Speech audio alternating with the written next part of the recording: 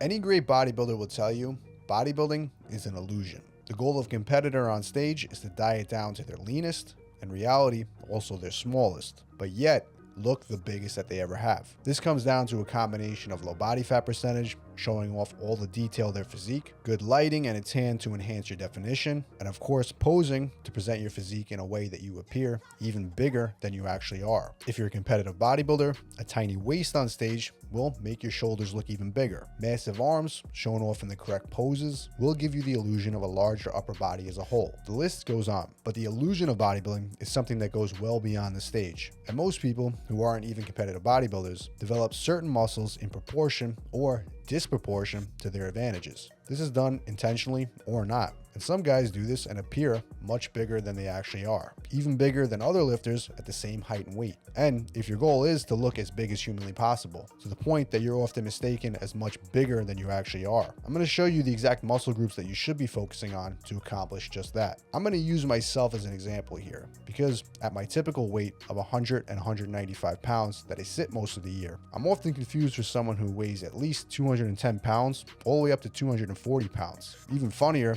I've actually even been accused of lying about my weight before, which obviously I'll take as a compliment. For reference, my height is 5'11" on a good day, and assessing my physique, one body part that gives me a significantly larger appearance is in fact my arm development. I'm aware that my arms are borderline overdeveloped for my physique, which is fine by me, as I never believed that arms can be too big. But exactly how they give you the illusion of being even bigger than you are is the fact that they can be seen from every angle. If you're facing the front relaxed, the biceps are probably going to be one of the first body parts that can be seen. When turning to the side, if you have massive biceps and triceps, especially in relation to your waist size, you're going to look larger than you actually are. Now again, turn to the back, and the triceps are not only going to be seen there as well, but they also accentuate the width and the thickness of the torso, as the triceps themselves make up a large part of the arm. Now, when I was a competitive bodybuilder, I used my larger arm development to my advantage anytime I could. While I was often one of the lightest guys in my class, always focusing on coming in lean with more definition, I still was able to not only match, but even in some cases outmuscle guys that were even 10 pounds heavier than me.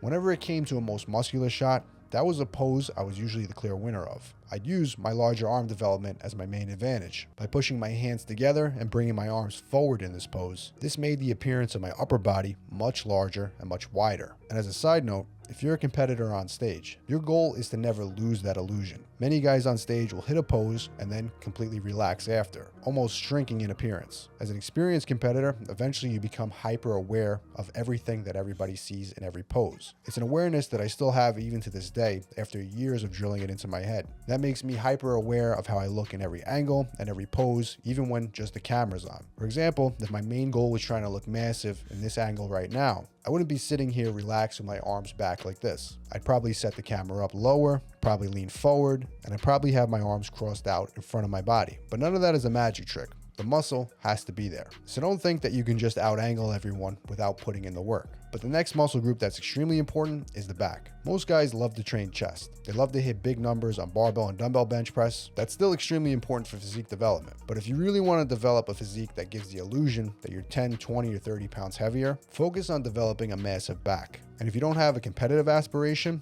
I would even tell you to overdevelop it. The back is a complex muscle group that's made of many different muscles. But in general, each exercise can be broken down into movements that make you wider or make you thicker. Width movements include vertical pulling exercises like pull-ups and pull-downs, and thickness movements are more horizontal rowing exercises like barbell or dumbbell rows. A wide back will always make you look bigger when posing, but standing relaxed, you'll never be able to miss the visual appearance of a thicker back. I don't have the widest back, but after I stopped competing, I focused exclusively on developing the thickness of my back.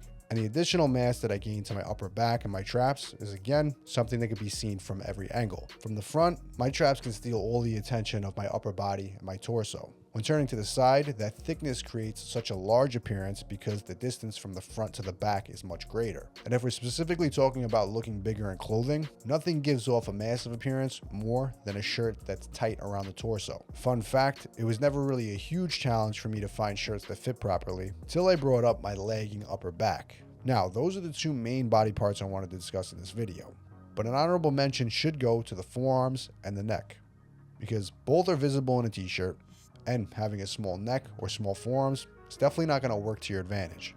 Although I would still focus on training the arms and the back, as just doing this will result in larger forearms and a larger neck. And I've personally never done any direct neck work, and it's one of the body parts that I often get asked about how I developed. Heavy deadlifts, rows, hip hinges, they were all huge staples for me. And as my upper body developed, so did the size of my neck. And at the time, I was prioritizing all of these muscle groups myself. I also focused more on training my hamstrings through hip hinges opposed to training quads.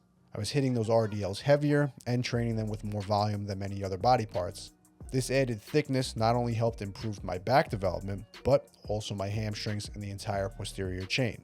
And in my opinion, a thick posterior chain and thick hamstrings, that's going to go a long way improving your overall body thickness. Now, when I did this exact program, I would spread my back days up into 2 separate workouts, one focusing specifically on vertical pulling exercises, and then an entire day focusing specifically on thickness movements. On this day, I mostly performed rows and hip hinges. In addition to this, I focused on having a day dedicated specifically just to arm training. I was focused on developing these 2 muscle groups specifically and training the rest of the body more in maintenance mode. The exact program I followed can be found in my Project Mass ebook if you're looking to enhance these muscle groups specifically. That can be found down below, as well as all my other mass gain training programs. And if you guys enjoyed this video and you want to see more of the best original bodybuilding content just like this, make sure to hit subscribe.